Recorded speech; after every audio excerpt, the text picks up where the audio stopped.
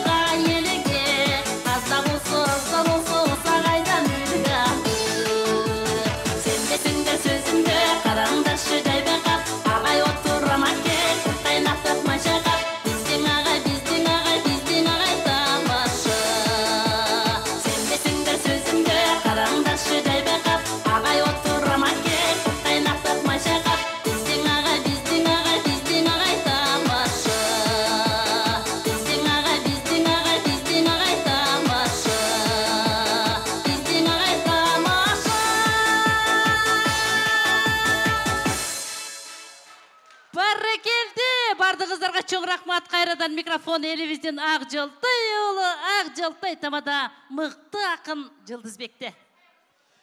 Гүлзат эжеме кол жаап коелу.